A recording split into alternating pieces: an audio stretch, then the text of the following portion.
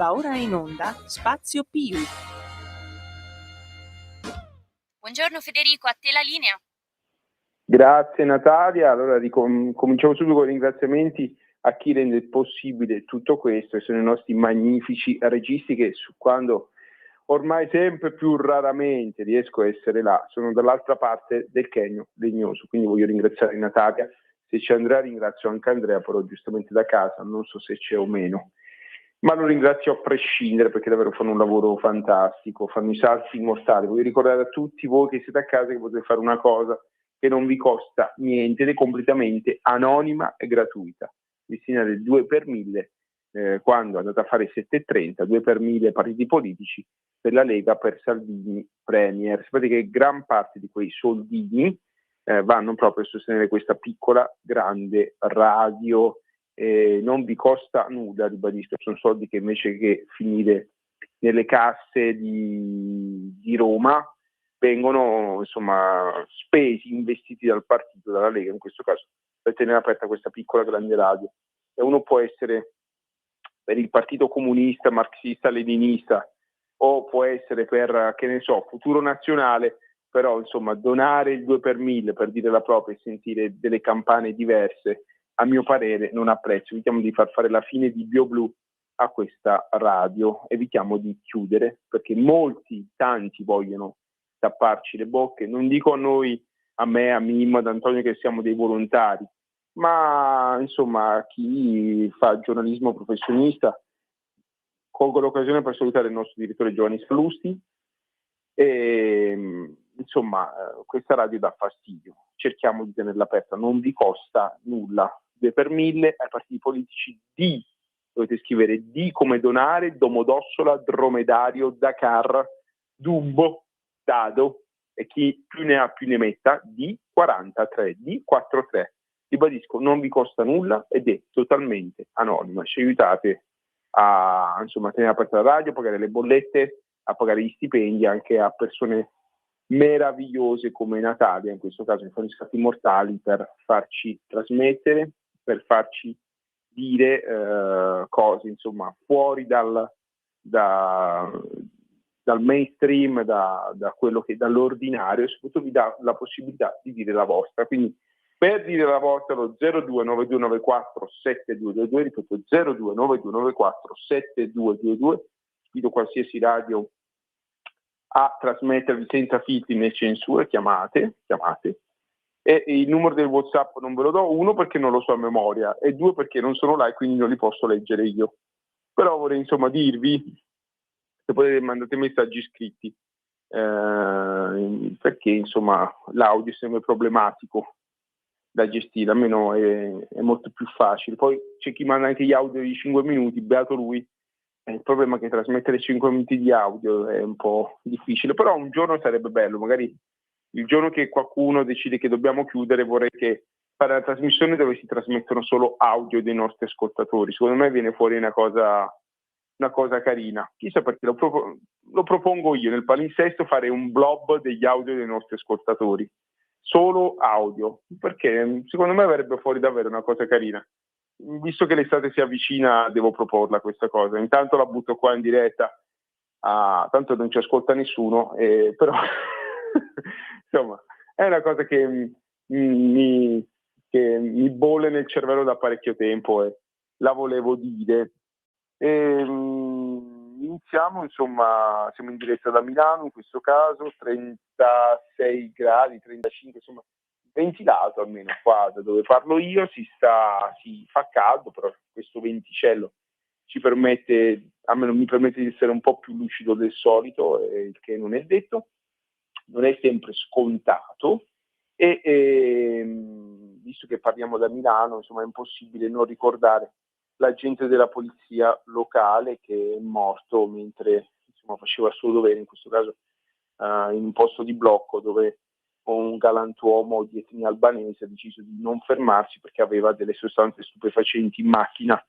Purtroppo non è la prima volta che muoiono agenti della polizia locale di Milano, anzi a cadenza regolare di ogni 6-7 anni questo avviene, fa male, anche perché chi è al governo di Milano pensa a fare corsi per l'inclusione dei vigili urbani.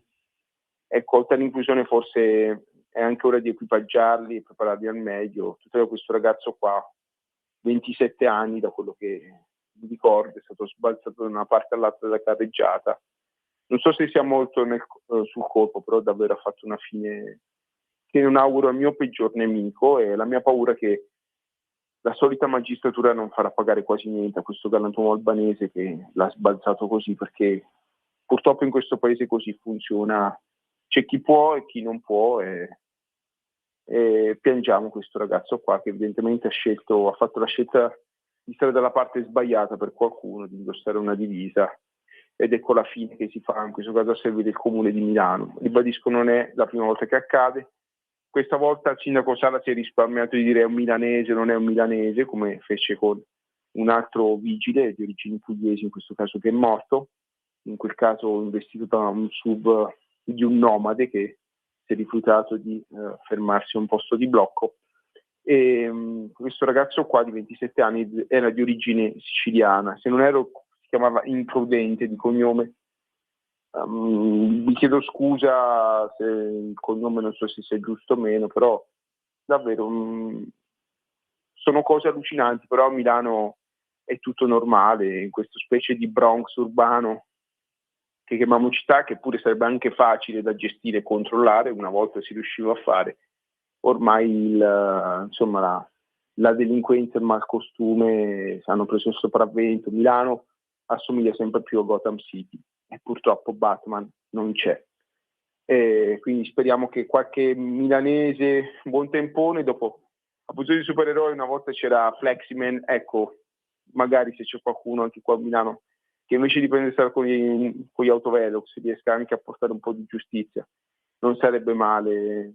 Forse l'unica persona a cui appellarci è un supereroe, perché qua non si sa più dove sbattere la testa, sono brutti tempi, e insomma la vita è così, è strana, un giorno ci siamo e domani chi lo sa. È davvero una storia che sinceramente mi fa male sentire un giovane che muore, mi fa ancora più male un giovane che in questo caso fa un servizio, che è quello della polizia locale, che è difficile a Milano, muoia sbalzato da una parte all'altra della carreggiata così. Sono cose che non dovrebbero succedere, quindi insomma, oltre alle condoglianze alla famiglia e al corpo della polizia locale di Milano, in questo caso ci associamo alle richieste dei sindacati della polizia locale, che l'amministrazione di Milano, del comune di Milano, si svegli e dia gli strumenti davvero per difendersi e fare un servizio corretto, e poi pensare anche ai corsi per l'inclusione, per carità,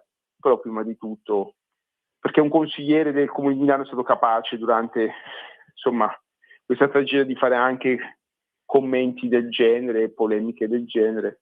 A volte si fa più bella figura stare in silenzio. Noi ci associamo al silenzio e al dolore della famiglia, che mai più succeda, però troppe volte l'abbiamo detto e troppe volte a Milano questo sta succedendo. Mi associo, Federico, mi associo. Ci sono anche io, buongiorno a tutti.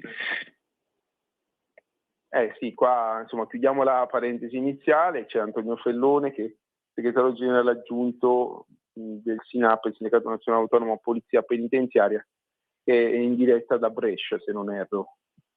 Sì, buongiorno a tutti, ciao Fede, grazie sempre a Natale dalla regia, grazie sempre a Radio Libertà. Mi associo alle parole di Federico sia per il collega della Polizia Locale di Milano, sia per donare alla Lega il 2 per 1000, perché veramente noi facciamo i sacrifici, Federico, io, Mimmo, per portare avanti le nostre trasmissioni, però la radio va sostenuta perché comunque ha dei costi, quindi chi può lo faccia, farebbe veramente una bella cosa.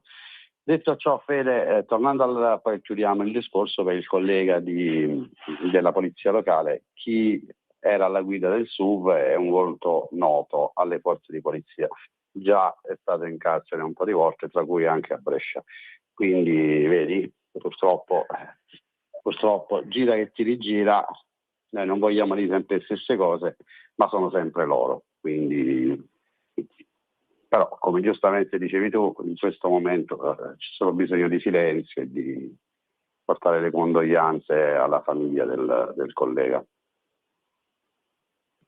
Ecco, questa è una testimonianza che il sistema penitenziario funziona e chi era la guida sicuramente è stato rieducato, quindi Certo. chiudo qua la parentesi polemica, però questo vuol dire che il sistema carceri va profondamente rivisto ed è l'ennesima conferma purtroppo che se una persona entra ed esce peggio di come è entrata in questo caso, insomma qualcosa che Fede, non va. io, perdonami, più che il sistema carcere bisogna rivedere il flusso delle persone straniere che arrivano in Italia, perché il sistema carcere, tu che lavori in prima linea lo conosci benissimo, poco puoi fare perché comunque chi c'ha nell'indole il delinquere lo fa sempre, comunque a prescindere, sebbene che in tantissimi istituti vengono fatte tantissime attività trattamentali, tantissimi corsi di recupero per insegnare il lavoro, purtroppo a noi è triste dirlo, ma forse il 2-3% riesce a recuperare, purtroppo la recidiva è ancora alta, altissima,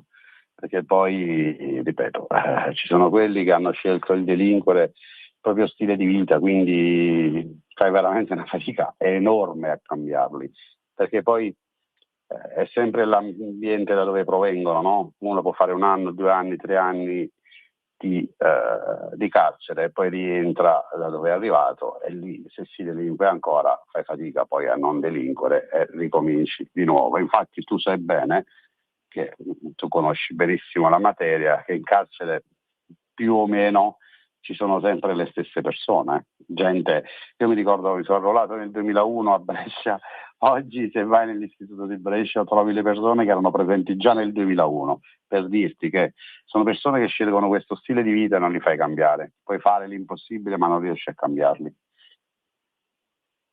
Sì, purtroppo siamo anche il paese d'Europa con il tasso di recidiva più alta, però insomma evidentemente qualche problema anche a livello giudiziario c'è, perché purtroppo questi soggetti vengono tutti in Italia perché sanno benissimo che qua possono fare quello che vogliono e su questo l'Italia continua a essere una calamita da tutta Europa e da tutto il mondo, di soggetti che sanno benissimo che qua la fanno franca o pagano poco o niente. Si era provato a fare con un referendum qualcosa, ma insomma è finita male, grazie proprio purtroppo le persone che abitano nelle zone a più alta densità criminale, evidentemente è arrivato proprio l'ordine da qualche organizzazione di galantuomini di andare a votare no, e il problema giustizia c'è, noi l'avevamo detto, insomma no, senza giustizia non c'è sicurezza e se passa il messaggio come lo è, i casi sono tanti, che vieni in Italia, fai quello che vuoi, tanto ti succede poco o niente, è ovvio che poi ci sono sempre le stesse persone qua a fare quello che vogliono. Su questo purtroppo si mette il dito nella piaga. Cosa buona è che in Europa forse si sono svegliati, è stato fatto un regolamento per facilitare le espulsioni, ecco mi auguro che qualche espulsione in più di questi soggetti venga fatta, perché almeno si deve far capire che chi sbaglia e chi non è in regola non deve trovare posto qua in mezzo a noi, non può inquinare e devastare una società che ha già tanti problemi come le nostre. E quindi, assolutamente insomma, sì. Fede, però come ti dicevo prima, noi lo diciamo da un po', va rivisto il flusso immigratorio, perché tu lo sai meglio di me, ripeto, e lo dirò sempre, tu lavori in prima linea tutti i giorni, chi ti conosce lo sa bene, e sai bene che comunque la stragrande maggioranza delle persone straniere arrivano in Italia e delinquono a prescindere, perché come dicevi tu prima magari c'è un sistema giudiziario che in altri paesi comunque non ti permette di fare ciò che vuoi, in Italia arrivano, fanno ciò che vogliono, poi mal che vada vanno in carcere, loro non hanno comunque come posso dire, una residenza, una casa, un qualcosa, quindi non gliene frega nulla se vanno in carcere, perché anzi forse in carcere magari riescono ad avere ciò che non possono avere fuori, quindi è questo che va rivisto secondo me, perché altrimenti non ne usciamo più e la recidiva non la batti assolutamente, perché ripeto, il carcere di oggi è un mio pensiero, non è altro che, come posso dire, una università del crimine. Cioè tu entri, impari ancora tantissime cose, esci e torni a delinquere, perché poi c'è un sistema giudiziario che ti permette poi di fare ciò che vuoi. Il senso era quello. Sì. Infatti mi ha colpito molto la storia di un gambiano.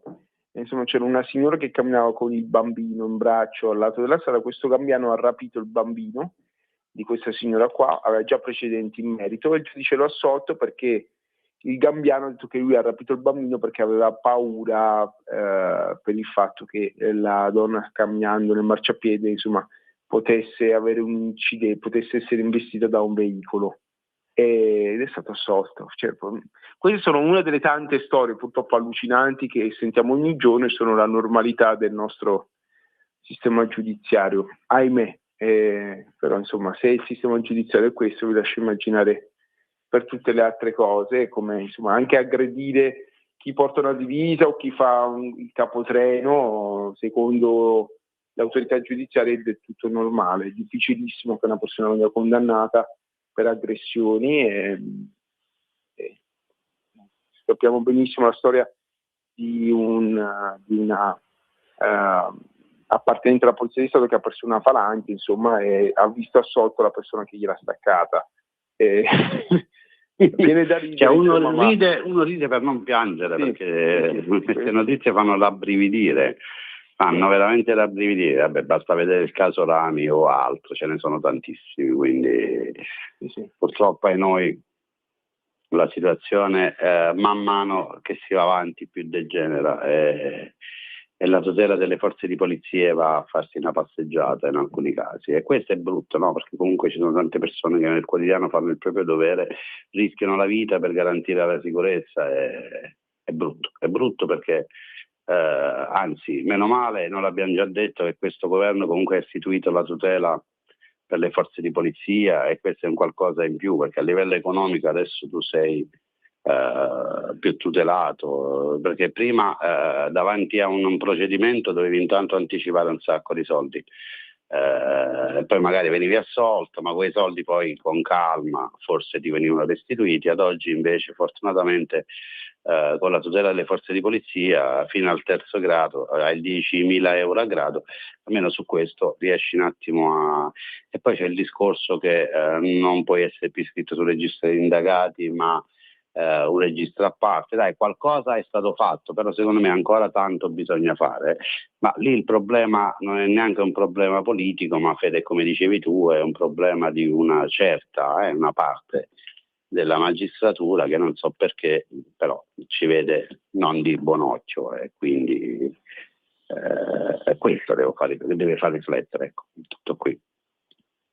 Sì, assolutamente. Beh, voglio anche ricordare che tra le cose poche buone fatte c'è anche lo stop alla sospensione dal servizio, perché almeno nell'amministrazione penitenziaria appena una persona veniva indagata poteva essere sospesa dal servizio, e quindi se era un padre di famiglia non portava più il pane a casa. Io sono molto polemico, però va riconosciuto che questo cambiamento, anche perché la Costituzione parla chiaro, una persona è colpevole al terzo grado di giudizio, non può essere colpevolizzata solo perché viene rinviata a giudizio, perché è indagata, e quindi finalmente questo principio costituzionale di presunzione di innocenza vale anche per le donne e gli uomini della polizia penitenziaria, e quindi di questo insomma bisogna ricordarsi e bisogna dare atto e merito al governo, e mi auguro che anche in futuro insomma sarà così, anche perché manca meno di un anno e ora arrivano anche le domande: chissà cosa sarà il futuro, chissà cosa succederà, chissà se quello che è stato comunque conquistato verrà mantenuto o verrà insomma fatto eliminato con un colpo di penna, come tante volte è successo in passato, e chissà chi sarà il prossimo ministro di giustizia anche. Io mi sono fatto una certa idea, però... No, non dirla per favore. Non dirla.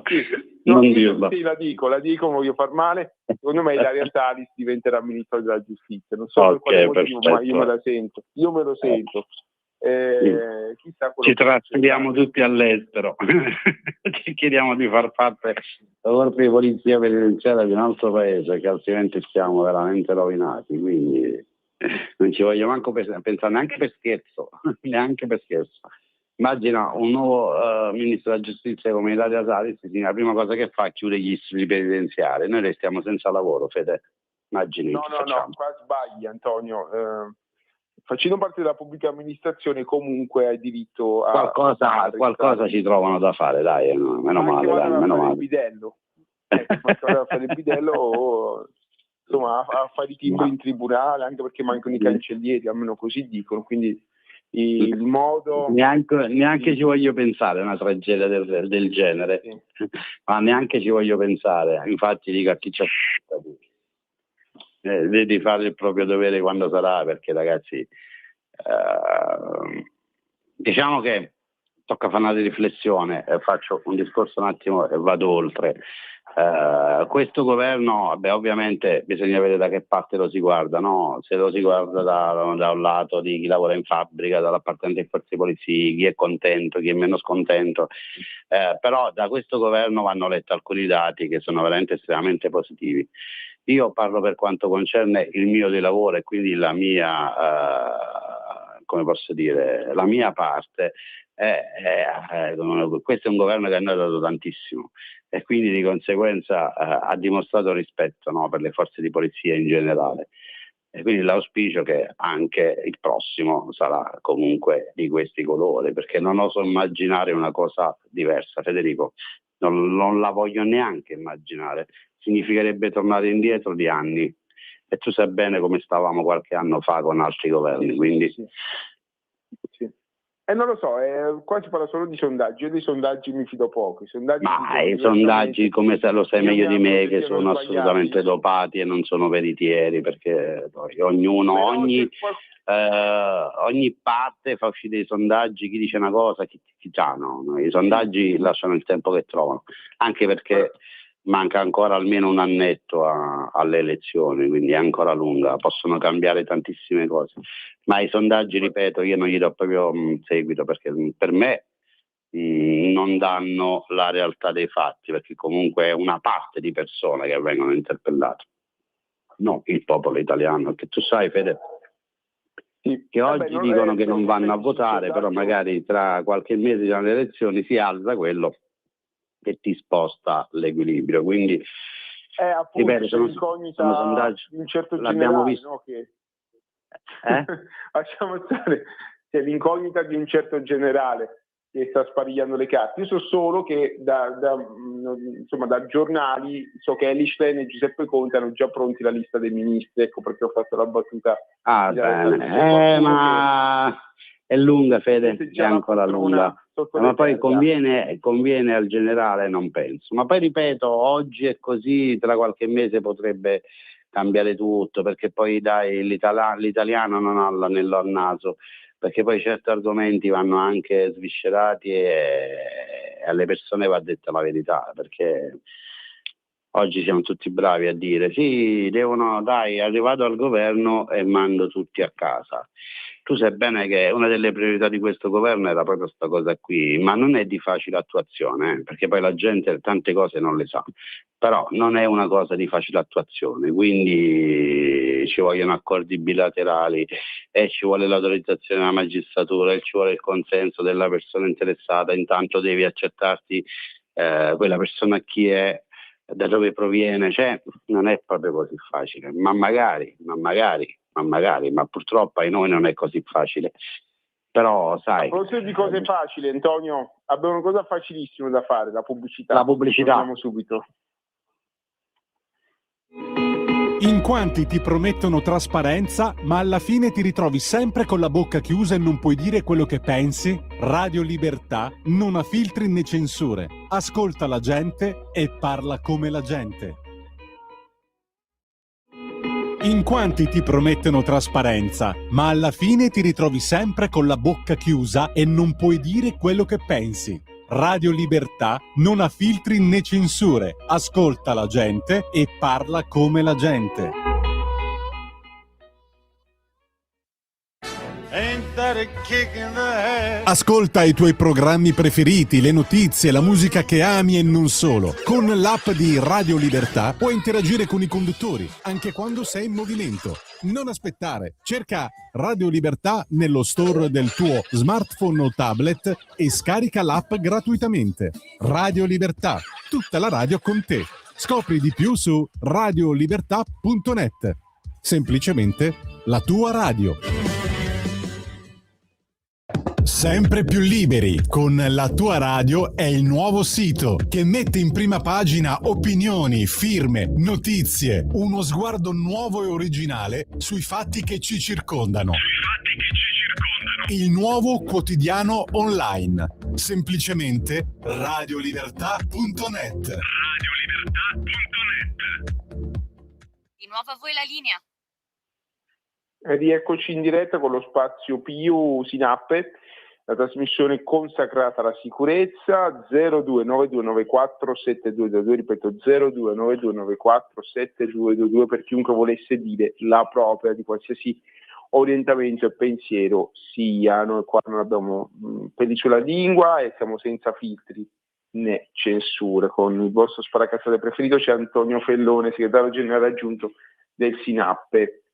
Antonio. Eccomi, Fede, volevo aprire la seconda parte dando alcune notizie che possono interessare ai tantissimi colleghi che ci ascoltano oggi. Era ora che non le dai alla fine, ma almeno le dai a metà trasmissione, così abbiamo tempo anche di commentarle. Di commentare, no, riguarda una cosa a te molto cara che fortunatamente ti ha portato a cambiare, no? A breve, sì. Quindi riguarda la questione dei trasferimenti.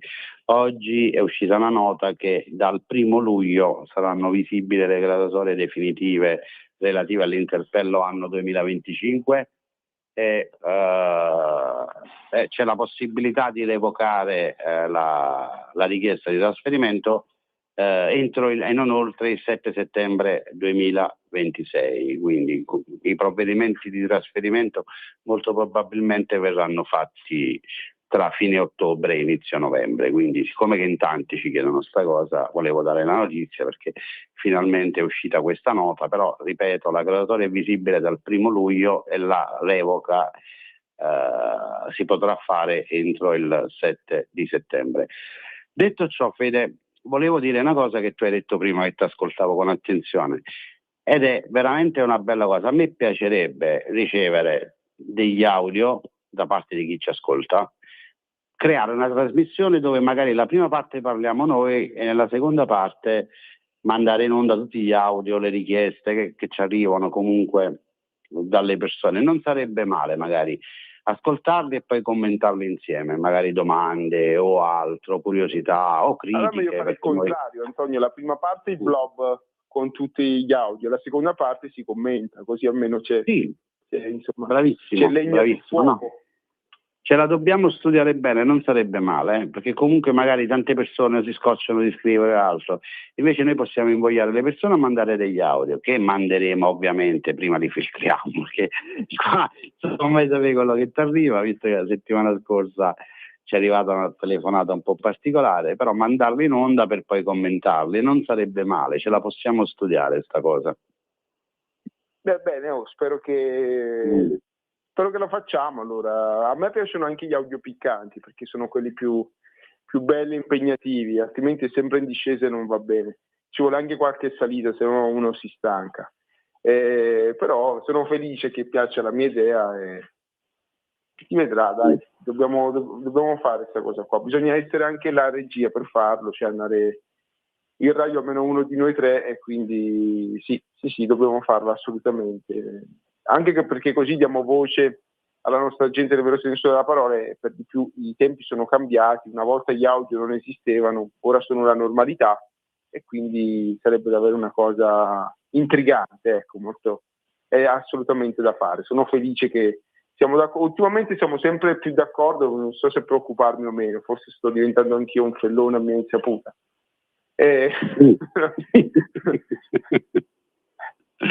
Comunque però dai, perché sarebbe un bel servizio da offrire a chi ci ascolta, e poi cercare di coinvolgerli, perché ripeto, noi possiamo dire tutto e il contrario di tutto, però è opportuno anche confrontarsi con le persone, quindi guarda, studiamola, organizziamola e poi ci possiamo pensare, così ripeto, diamo l'opportunità anche a chi ci ascolta e sta a casa magari di, tra virgolette, partecipare alla trasmissione, no? Sì, assolutamente. Poi da cosa nasce cosa, no? Quindi sì, va studiata e fatta questa cosa. In qualche modo io ho lanciato l'idea, ora me la devo studiare. Ci penserò io. Facciamo così. Come diceva un certo signore d'Arcole, che pensi mi. Che pensi? Dai. Che pensami? Che pensi mi.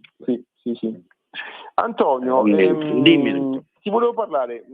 Ora questo è un periodo molto critico nelle carceri d'Italia, per il fatto che è arrivata l'estate. L'estate è un periodo critico perché il personale va in ferie e soprattutto il caldo. C'è il calore, l'ondata di calore nelle carceri, soprattutto nelle carceri d'oro, cioè quelle più moderne, così negli anni 80 e 90, il cemento armato assorbe tutto il calore e durante la notte lo rilascia. Ci sono carceri che diventano veri e propri forni e abbiamo visto l'attenzione del ministro della Sanità Schillaci, che ha invitato i direttori delle carceri a fare un monitoraggio sulle temperature delle sezioni detentive. Ecco, sono davvero felice che ci sia l'attenzione da parte del Ministero della Sanità riguardo al caldo, perché il caldo dalla testa, il caldo troppo caldo, insomma, appesantisce il lavoro. Sappiamo che ci sono tante professioni che prevedono uno stop se la temperatura supera i 32 gradi, mi spiace dirlo, ma in tanti carceri si supera nettamente, sia di giorno che di notte, la temperatura di 32 gradi. Mi sarebbe piaciuto un monitoraggio interno da parte del Ministro della Giustizia, però ringraziamo il Ministro della Sanità Schillaci per l'attenzione, e il Ministro della Sanità si è anche impegnato a fornire dei sistemi per la refrigerazione. Ora, io mi auguro che non sia la solita lettera morta, però davvero apprezzo molto l'attenzione del Ministro Schillaci, perché insomma confermo, è davvero difficile lavorare a temperature elevatissime, poi se il personale è anche un po' più anziano può anche insomma esserci una tragedia. Purtroppo incidenti sul lavoro non accadono solo a chi sta nei cantieri, accadono un po' a tutti, e lavorare a temperature di 34, 35, 36 gradi vi assicuro che è molto difficile, in più con persone, il caldo dalla testa ti lascio immaginare cosa diventa. Assolutamente sì, assolutamente sì. Guarda, proprio in questi giorni c'è stata una polemica perché ci sono alcuni garanti che, pur di avere un po' parlo di garanti dei detenuti, pur di avere un po' di visibilità, vanno sui giornali e iniziano a sparare a zero su tante cose, no? Senza conoscere quella che è la realtà, e non capiscono che così fanno danno, perché accelerano quella minima parte di detenuti facinorosi che poi iniziano, dopo che hanno letto certe cose, a creare casino all'interno degli istituti penitenziari, che, come tu sai, purtroppo questa è una stagione bruttissima, no? Sia per chi sta scontando una pena, ma anche per noi, per tutti gli operatori che lavorano all'interno degli istituti penitenziari, perché comunque le temperature sono altissime. I colleghi sono costretti a lavorare spesso senza aria condizionata, perché poi dipende dai posti di servizio e altro, quindi perdonatemi, ma c'è stato un qualcosa che e quindi a volte prima di andare sui giornali e sparare a zero bisogna conoscerle certe realtà, perché così si corre seriamente il rischio di mettere a repentaglio la sicurezza all'interno degli istituti penitenziari, perché, come tu ben sai, Fede, tantissimi, quasi tutti gli istituti comunque sono provvisti di ventilatori o altro, parlando della popolazione detenuta, perché poi vengono fuori tutte queste tipo di denunce, e invece non è così, perché prima di parlare bisognerebbe informarsi, perché altrimenti, se si va sui giornali giusto tanto per, si rischia seriamente, ripeto, di mettere a repentaglio la sicurezza degli istituti penitenziari. Sì, no, comunque purtroppo, spieghiamolo ancora meglio ai amici a casa, l'estate è la stagione delle rivolte e dei suicidi nelle carceri e anche degli eventi critici. Decuplicano insomma tutti questi eventi e diventa molto difficile la gestione, anche perché il personale civile che presta servizio nelle carceri, ossia educatori, medici, assistenti sociali, va in ferie solitamente per periodi abbastanza lunghi, il carcere si blocca, anche i corsi, le scuole, e quindi insomma quello che è una valvola di sfogo per la popolazione detenuta si blocca completamente e quindi si complica tutta la vita all'interno delle carceri durante l'estate. In più anche il personale ha diritto a una rotazione, a delle ferie, non in tutti gli istituti è così, e anche qua ci sarebbe da aprire una specie di vaso di Pandora su un'arbitrarietà troppo larga, un potere troppo ampio da parte dei direttori nel definire le ferie. Mi ricordo un caso di un certo carcere dove c'erano scapole e ammogliati, e gli ammogliati potevano avere più giorni di ferie, gli scapoli avevano diritto alla metà degli ammogliati, cioè cose che accadono davvero solo nel Medioevo, nell'amministrazione penitenziaria di oggi, e chiudo la parentesi, ne vediamo in tutti i colori, però è un periodo davvero in cui il sistema penitenziario viene messo a fortissima pressione e bastano nulla per far succedere insomma quasi l'irreparabile. Ecco, ora iniziamo così l'estate, però è da tenere d'occhio la situazione. Mi auguro che a Roma insomma al Dipartimento siano attive delle squadre quantomeno che osservino l'andamento e quello che accade nelle carceri, perché va evitato insomma quello che è accaduto qualche anno fa, dell'ondata di rivolte o insomma di problemi seri che in alcune zone d'Italia nascono purtroppo sempre e solo l'estate. Sbagliando si impara, dagli errori si dovrebbe quantomeno imparare. Noi siamo qua e riporteremo insomma tutto quello che accade come è giusto che sia. Per ora insomma, nonostante l'estrema ondata di calore, il sistema regge, ma siamo solo all'inizio. Assolutamente sì, quello che si soffre all'interno dei istituti penitenziari, però voglio sottolineare, perché poi non oso manco immaginare quello che provano quei poveri cristi che lavorano sui tetti, i muratori, chi sta in fabbrica, ognuno è suo. Attenzione, voglio fare questa sottolineatura, perché poi c'è sempre quello che dice ma voi pensate a voi, dovete pensare anche agli altri, ma assolutamente sì. La mia era una semplice risposta a chi con comunicati, passami il termine, stupidi, comunque, ripeto, mette a repentaglio la sicurezza all'interno degli istituti penitenziari e di conseguenza la sicurezza dei nostri colleghi che lavorano in prima linea del quotidiano. E quindi quello dicevo, perché è inutile lamentarsi e dire sempre la stessa cosa, però ovviamente soffre il caldo chi lavora in carcere, soffre il caldo soprattutto secondo me chi lavora nei cantieri, chi sta sui tetti, anzi secondo me soffre molto di più. Quindi il rispetto va verso tutti, no? Non solo verso una certa categoria, e io su questo poi ho risposto a questi garanti dicendo è inutile che create allarmismo, perché purtroppo la situazione è quella che è, ma ripeto, mettete a repentaglio solo ed esclusivamente la sicurezza all'interno degli istituti penitenziari. Fede, se sbaglio mi correggi, tu lavori in prima linea e quando vengono fuori queste situazioni, sebbene che c'è, ripeto, una minima parte della popolazione detenuta che comunque non aspetta altro per fare i casini. Sbaglio?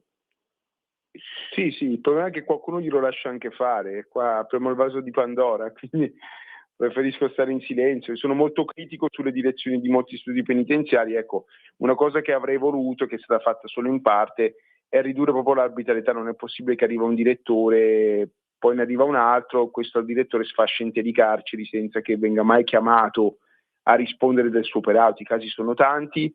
Dai profilattici in giù o in su, anzi parliamo di in su visto che da Pavia in su, insomma davvero non riesco a concepire come sia possibile tutto questo potere, tutta questa libertà nel dirigere un carcere, che esistono direttive nazionali ben chiare. C'è il famoso detto che ogni carcere è ministero, però capisco che le situazioni locali sono diverse, ma un minimo di uniformità e di azione all'interno di un'unica amministrazione, insomma, dovrebbero essere la base. Questo è un problema che si trascina da anni, se non da secoli, però sarebbe bello che l'amministrazione mettesse delle regole uniformi un po' in tutto il territorio nazionale. No? Non sono possibili situazioni che continuano a ripetersi, insomma, di direttori che fanno il bello e il cattivo tempo, e addirittura, insomma, nessuno può dire A. Spesso e volentieri addirittura c'è lo scontro con i comandanti all'interno delle carceri, che rappresentano il corpo di polizia penitenziaria, conflitti di poteri, cioè cose che in nessuna amministrazione accade così frequentemente come nell'amministrazione penitenziaria. Qua cambiano i tempi, passano gli anni, però questo è un problema grosso, come una casa che continua a restare e che va a rovinare vite, situazioni, sia di chi indossa le divise sia di chi non le indossa. È ora, insomma, di fare regole. Perdonami se ti interrompo, ma come mi hai insegnato tu e il nostro caro Mimmo, c'è un ascoltatore, quindi va data la precedenza, abbiamo una telefonata, sì. Quindi se può la regia la può mandare in diretta. Pronto? Sì, pronto? Sono Sì. Giovanni da Padova. No, buonasera Federico. No, volevo sapere, a proposito della direttiva che nelle carceri è stato vietato, o meglio, sono stati tolti i frigoriferi dalle celle, sono state messe fuori, ma a questi poveri neanche un bicchiere d'acqua fresca si può far avere. E poi se mi riesci a dare una risposta dopo una settimana sulla chiusura delle 7 sezioni del carcere di Sollicciano, la ringrazio, sottosegretario. Volentieri, Buonasera. rispondo ad entrambi. Alla direttiva sui frigoriferi posso dire che non è affatto vera, continuano ad esserci frighi nelle celle, quindi non è stata emessa nessuna direttiva. Non so chi ha fatto girare questa voce, che continuo a sentire, però io, lavorando in prima linea, i frigoriferi, insomma, sono rimasti là dove erano. Quindi se il Ministero si prende la responsabilità, se mi permetti, siccome è una cosa ho curato in prima persona, sì. Quando tempo fa, e quindi entro nei dettagli, quando tempo fa è emersa questa cosa, c'è stato un semplice equivoco, perché c'è stata una circolare a firma del capo DAP, ma parlava di frigoriferi, ma non erano i frigoriferi, perché i frigoriferi sono rimasti al loro posto e non c'è nessun divieto di tenere frigoriferi all'interno delle celle.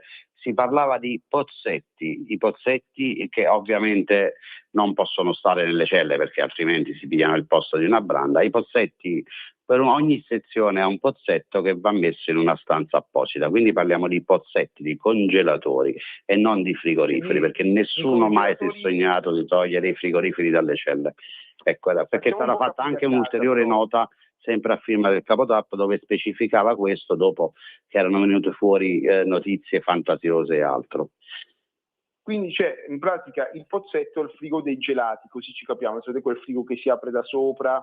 C'era qualcuno che si teneva in cella un frigone enorme, non lo so, perché sempre a proposito di arbitrarietà di cose, ogni carcere è ministero, quindi non mi stupirei se in qualche carcere questo accadeva. Se il Dipartimento dell'Amministrazione Penitenziaria ha specificato questo, tanto meglio. Comunque il frigo bar, comunque i mini frigo, nei pochi carceri in cui ci sono, all'interno delle celle sono rimasti nelle celle, e i frigoriferi grandi nei corridoi delle sezioni, o ancora meglio in luoghi più salubri, ci sono ancora. Io su questo lo testimonio da mia viva, insomma, lo posso testimoniare vivamente. Non so chi ha messo in giro questa voce. Riguardo a Sollicciano vorrei dire la mia. Ringrazio l'ascoltatore, e in effetti è una vergogna. Noi come sindacato denunciamo da decenni e decenni l'oscenità della situazione di Sollicciano. È un carcere in cui non ci sono le telecamere, è stato costruito, non so chi è il pazzoide che ha fatto costruire questo carcere, che, insomma, per farvi capire, non ha un corridoio dritto, è curvo, è privo di telecamere. Per la gente che lavora all'interno della sezione è impossibile vedere l'inizio e la fine della sezione, non sa nemmeno se ci sono dei detenuti che vagano per la sezione, perché è costruito a semicerchio, per dire, ed è stato costruito non male, malissimo, versa in condizioni oscene, degradate da decenni. Sono felice che la Procura di Firenze, insomma, abbia sequestrato finalmente queste sezioni, però i casi Sollicciano in Italia sono ancora troppi. Insomma, mi auguro che questo protagonismo giudiziario si verifichi in tutti i luoghi in cui c'è una situazione simile a Sollicciano, e sono ancora troppi, mi dispiace dirlo. Bene il sequestro, ora mi auguro che il Dipartimento intervenga finalmente, visto che in maniera ordinaria non sia riuscita, c'è il commissario apposta per l'edilizia penitenziaria che avrebbe dovuto farlo. Ecco, la mia opinione la sapete benissimo che secondo me va commissariato l'intero Dipartimento dell'amministrazione penitenziaria, però i casi come Sollicciano sono ancora troppi e troppi decenni sono dovuti passare prima che la magistratura intervenisse. Insomma, se il magistrato sa qualcosa che è completamente illegale, ha l'obbligatorietà dell'azione penale, dovevano intervenire molto molto prima, ecco, un intervento tardivo, buono, positivo ma tardivo, e mi dispiace perché comunque va ad aggravare e appesantire la situazione della Toscana, che in particolare del carcere di Prato, che è là vicino, quindi penso che il carcere di Prato, che è il più grande della Toscana, visto che Sollicciano è chiuso di fatto, è andata, insomma, è andata a appesantire la situazione di un carcere che già la Dogaia, in effetti fino ad oggi sono stati spostati circa 111 detenuti, però comunque sono stati spostati in altri istituti della Toscana e quindi non risolve il problema ma lo sposti, e ovviamente in attesa che poi queste sezioni vengano ristrutturate e messe a norma.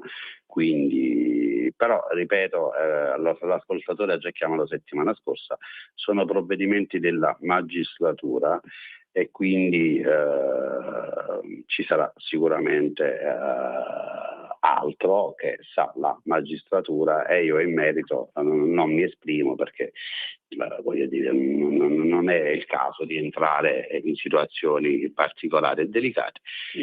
Non è una cosa nuova, Antonio, per quello ho detto è da decenni che va avanti così, sarebbe stato bello che...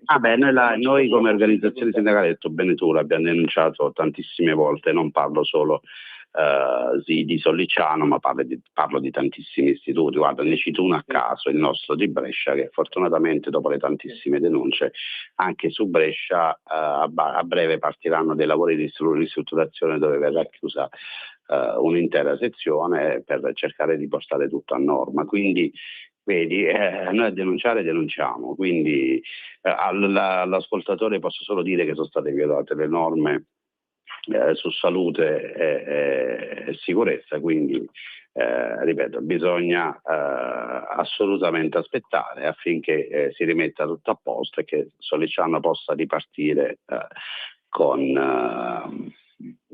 una struttura completamente diversa. E come dicevi tu prima, cosa fondamentale, non c'è videosorveglianza, perché ricordo bene che la videosorveglianza è una tutela anche per gli operatori che lavorano all'interno degli istituti penitenziari, non per i detenuti, ma soprattutto per gli operatori che vi lavorano. Sì, assolutamente, però insomma Sollicciano siccome è costruito in una maniera molto particolare, un caso unico e purtroppo insomma di degrado davvero osceno, ecco, da troppi anni va avanti così, da troppi anni si rovinano le vite sia di chi è detenuto e di soprattutto ci lavora in strutture che sono tutto tranne che salubri. Insomma, Sollicciano davvero è una cosa che si trascina da anni. Avrei preferito insomma che intervenisse prima, ecco, a livello giudiziario e anche amministrativo. Evidentemente siamo in un paese in cui si chiede troppo, è una vergogna quello che è accaduto e chi deve intervenire intervenga, però insomma a me viene anche in mente il carcere della Giudecca che regolarmente è ostaggio delle maree a Venezia, di cui parliamo, di cui vari politici hanno promesso più e più volte la chiusura, eppure il carcere della Giudecca è sempre là, intoccabile, nonostante i problemi di salubrità. Siamo da più di quasi un decennio, io e Antonio, a parlare di queste cose in radio. Posso confermare che le organizzazioni sindacali continuano a scrivere da decenni e decenni, si via di promesse. Federico, è giusto dire anche che dopo anni sono stati stanziati dal MIT, Ministero di Infrastrutture e Trasporti, e quindi dal ministro Matteo Salvini, vice premier nonché segretario della Lega, 170 milioni di euro per l'edilizia penitenziaria, soldi che non si vedevano da anni, giusto per chi ha orecchie ascolti e intenda soprattutto. Ma poi perché... Antonio, scusami, tu che giri Italia, ma qualche lavoro è partito? Perché io so... Assolutamente sì, perché poi è stata istituita la figura del commissario per l'edilizia penitenziaria, e tanti lavori sono partiti, Fede, tanti. Quindi diamo a Cesare quel che è di Cesare, perché poi no, mi dà è così, no, te lo posso garantire. Guarda, ti porto l'esperienza di Brescia, dove comunque sono partiti i carotaggi all'Istituto di Verziano per la costruzione di un nuovo padiglione, una cosa che io sono arrivato a Brescia nel 2001 e si parlava di questa cosa. Siamo nel 2026 e finalmente sono stati stanziati ulteriori fondi, sempre da parte del MIT, è stato fatto il progetto e tutto e sono partiti già i carotaggi, quindi che per noi era pura utopia. E ti dicevo della questione ristrutturazione dell'istituto Nerio Fischione, che tu conosci bene, istituto vecchio, Francesco. Quindi vedi, tante cose si stanno muovendo, perché poi chi è dall'esterno non le sa tante cose, ma ripeto, bisogna dire grazie al ministro Salvini perché ancora una volta ha dimostrato attenzione verso il nostro corpo, perché erano anni che non si vedevano soldi per l'edilizia penitenziaria, diciamo un gruzzoletto bello grosso, veramente erano anni, quindi perché tante cose poi tu sai bene, Fede, non vengono pubblicizzate, non vengono dette perché per pretesto e altro, però noi questa radio da 8 anni diciamo sempre e solo la verità, bella o brutta che sia, quindi nessuno ci può imputare nulla. No, vabbè, io nel mio piccolo ammonto posso dire che 3 sezioni sono state rimesse a nuovo, riadeguate, ristrutturate da cima a fondo, e anche è stata fatta una disinfestazione perché c'erano le cimici da letto che sono delle zecche in pratica che le infestavano, e, insomma questo problema è stato quantomeno diminuito nonostante tutti i problemi, e anche là erano da anni che non si vedevano questi interventi. Tuttavia, insomma, la questione di Sollicciano è una questione che brucia e non si può insomma non restare sorpresi, ecco, per non dire basiti di quello che è accaduto, e anche dispiaciuti, perché comunque le denunce da parte dei sindacati dei lavoratori davvero ci sono da decenni, ecco, da decenni si urla, si grida e si era inascoltati, e poi è accaduto questo. Insomma, io riporto questo. Secondo me andrebbe proprio per come è fatto e costruito male, secondo me Sollicciano andrebbe chiuso del tutto, perché davvero mi hanno raccontato, insomma, già il fatto che è fatto a semicerchio non è normale, rende quasi impossibile il lavoro di chi c'è là e affligge ulteriormente la detenzione. Non so quanto si riuscirà a recuperare di quel carcere. Ecco, ci sono carceri purtroppo maledetti, costruiti male, malissimo, e Sollicciano possiamo dire che è il capofila di questa edilizia bastarda, ecco, in questo caso prendo una licenza poetica che affligge e complica la vita e va a rovinare le vite degli operatori e di chi è detenuto in troppi istituti penitenziari. Anche questo abbiamo denunciato tante volte e noi continuiamo a farlo. Assolutamente. Fede, siamo arrivati al termine anche oggi di questa trasmissione. La condizione del tempo, il calore è troppo caldo, per la condizione del tempo chiedo scusa a tutti. No, ma invece no, perché quando le trasmissioni sono belle, volano in un attimo, hai capito? Perché comunque noi la facciamo perché ci crediamo, ci mettiamo passione, quindi non ce ne accorgiamo, ma il tempo purtroppo vola. Dobbiamo chiudere, quindi io mi va di salutare tutti coloro che ci hanno ascoltato anche oggi. Diamo sempre l'appuntamento a venerdì prossimo alle 15. Grazie a te, Fede. Ti lascio a te il saluto. A me va solo di ringraziare Natale dalla regia, Radio Libertà sempre per lo spazio che dedica al mondo carcere e alla polizia penitenziaria. E poi, come dico sempre, viva la polizia penitenziaria, viva il SINAP, e ci vediamo venerdì prossimo. Ciao Fede, un abbraccio. Ciao, salutiamo Mimmo che è l'ideatore di tutto questo. Ciao Mimmo, Ciao, e Mimmo. grazie anche a Giovanni Mimmo. per la puntualità. Ok.